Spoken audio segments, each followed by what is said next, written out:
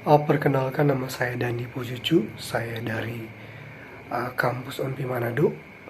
Saya Fakultas Teknik Elektro semester 7. Oke, dalam video ini saya akan membahas uh, MSDM atau Manajemen Sumber Daya Manusia. Tugas akhir ini adalah tugas UT saya untuk memenuhi tugas dari dosen saya. Oke, kita masuk pada pembahasan yang pertama, yaitu mengenai manajemen sumber daya manusia.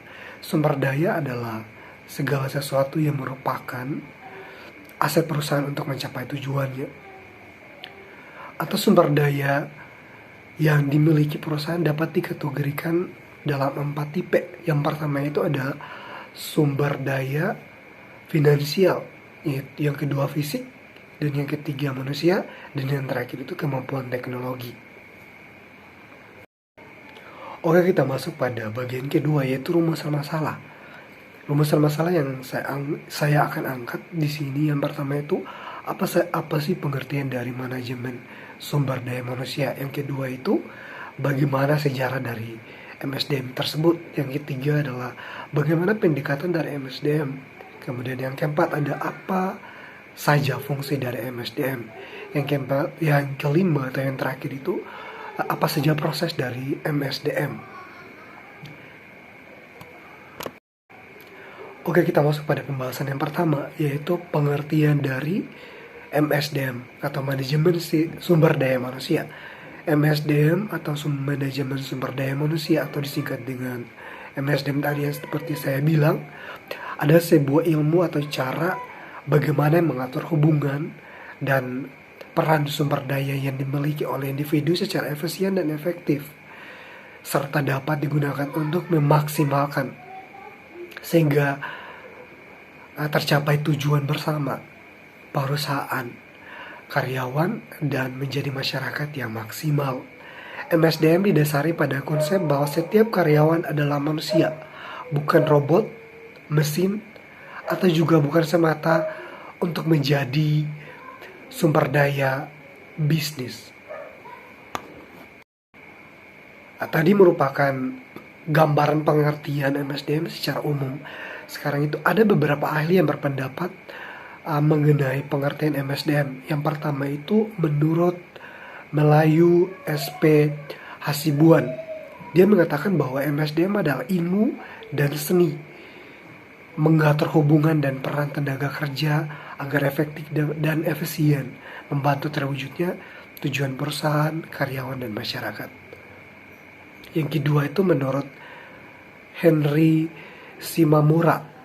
Dia mengatakan bahwa MSDM adalah sebagai pendayagunaan, pengembangan, penilaian, pemberian balasan jasa, dan pengolahan terhadap individu anggota organisasi atau kelompok kerja. Yang ketiga itu menurut Asmat S. Rusky.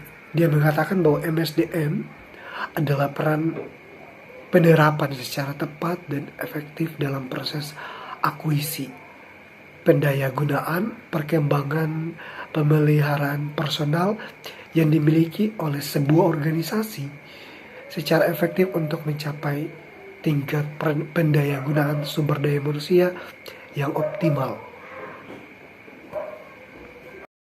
Kita masuk dalam pembahasan yang kedua, yaitu mengenai sejarah dari MSDM tersebut.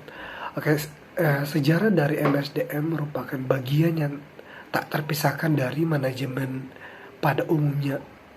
Sebelum permulaan abad ke-20, manusia dipandang sebagai barang, benda mati yang dapat diperlakukan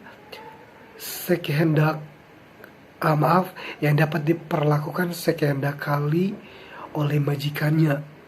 Manusia tidak dihargai dan tidak dianggap sebagai salah satu faktor produksi yang disamakan dengan mesin, uang, dan sebagainya. Dalam perkembangan selanjutnya, perhatian terhadap faktor manusia sebagai sumber daya manusia jauh lebih besar. Sehingga faktor yang tadi dianggap manusia sebagai mesin, manusia sebagai sumber daya atau uang dan sebagainya itu menjadi lebih berkurang. Hal ini disebabkan oleh adanya 5 faktor. Yang pertama itu perkembangan pengetahuan manajemen yang dipelopori oleh Tyler. Faktor yang kedua itu kurangnya tenaga kerja pada Perang Dunia I bagi negara-negara yang terlibat peperangan. Yang ketiga itu kemajuan yang dicapai. Kemajuan yang dicapai serikat-serikat pekerja. Yang keempat, semakin meningkatnya campur tangan perhatian dalam hubungan antara majikan dan buruh.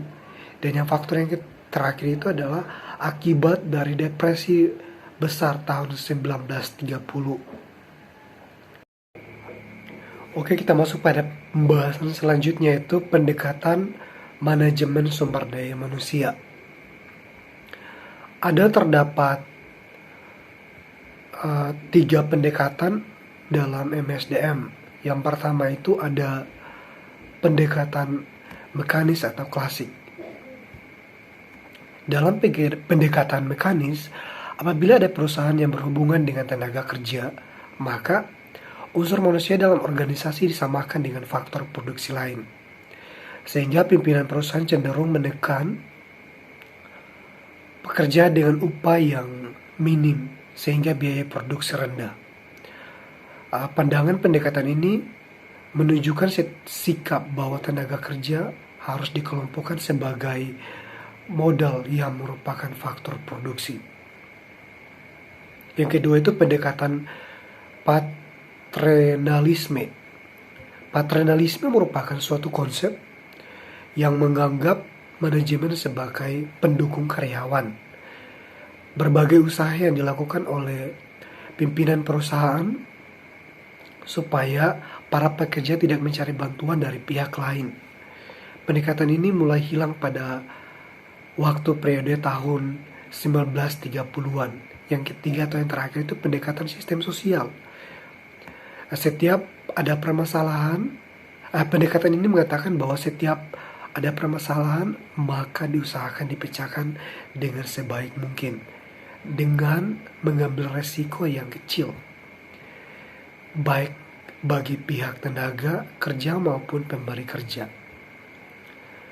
Oke, kita masuk pada pembahasan yang selanjutnya, yaitu fungsi manajemen sumber daya manusia. Dengan adanya SDM, pengolahan terhadap seluruh kegiatan yang melibatkan elemen sumber daya manusia dapat berjalan dengan mudah. Hal ini tidak lepas dari fungsi MSDM itu sendiri yang membuat pengolahan lebih mudah. Fungsi yang pertama itu ada staffing. Dalam penerapannya, staffing dilakukan dalam 3 langkah. Yang pertama itu perencanaan, penarikan, dan seleksi. Staffing memiliki peran penting dalam membantu perusahaan merekrut sumber daya manusia yang berkualitas dalam melakukan tugas dan tanggung jawab. Yang kedua itu ada performance evolution. Mereka yang bekerja pada divisi SDM memiliki tanggung jawab terhadap serangkaian pembinaan dan penguasaan terhadap tenaga kerja. Proses evaluasi atau penilaian dilakukan berdasarkan standar yang ditetapkan divisi SDM. Yang ketiga itu ada compensation. Fungsi lain dari SDM adalah mengatur mengenai gaji karyawan. Hal ini merupakan bentuk penghargaan terhadap perusahaan atas kinerja karyawan. Pengolahan gaji memberikan pengaruh signifikan dalam iklim kerja organisasi. Yang keempat ada training dan development. Fungsi selanjutnya dari MSDM adalah pusat pelatihan untuk seluruh elemen sumber daya manusia dalam perusahaan. Hal ini bertujuan untuk membuat karyawan bekerja lebih maksimal lagi. Yang kelima itu ada employee revolution. Relasi ini bertujuan untuk menghindari kemungkinan karyawan melakukan demokratis. Yang keenam ada personal researching. Tugas utama MSDM adalah untuk mengatasi permasalahan yang dihadapi oleh karyawan. Dalam lingkungan perusahaan, MSDM harus melakukan analisa terhadap setiap permasalahan, seperti PHK, dan memberikan solusi yang tepat. Hal ini dilakukan untuk menghindari karyawan yang bisa mengganggu kinerja dari sebuah perusahaan. Yang ketiga itu ada safety dan health. Salah satu tugas dan tanggung jawab MSDM adalah memberikan jaminan keselamatan kerja, itu sudah pasti, dan kesehatan bagi elemen sumber daya manusia dalam sebuah organisasi. Kita masuk pada pembahasan berikutnya, yaitu proses manajemen sumber daya manusia. Di sini ada terdapat 5 proses MSDM. Yang pertama ada Human Resource Planning, merancangkan kebutuhan dan pemanfaatan dalam sumber daya manusia bagi perusahaan.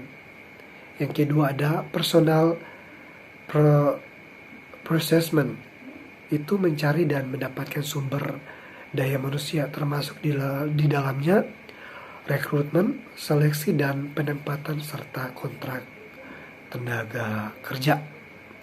Yang ketiga ada personal development, yaitu mengembangkan sumber daya manusia, termasuk di dalamnya perorganisasian tenaga kerja, pendidikan, dan pelatihan. Yang keempat, personal maintenance, itu memelihara sumber daya manusia, termasuk di dalamnya pemberian penghargaan, insentif, jaminan kesehatan, dan keselamatan kerja, dan juga masih banyak lagi. Yang kelima atau yang terakhir itu adalah personal utilization, yaitu manfaat dan mengoptimalkan sumber daya manusia, termasuk di dalamnya promosi, demosi, transfer, dan juga separasi. Demikian presentasi dari saya. Semoga dengan presentasi yang telah saya lakukan tadi bisa menambah wawasan dari setiap teman-teman yang menonton video ini. Saya juga tidak lupa untuk mengajak teman-teman untuk berkuliah di UNPI, karena ada banyak kelebihan yang ada di UNPI, khususnya di contohnya di teknik elektro. Dia sudah terakreditasi B, dan itu sangat memuaskan. Dan juga ada banyak dosen yang sangat friendly, dan juga ada beberapa fasilitas yang akan teman-teman yang akan dapat. Sekian dari saya, terima kasih.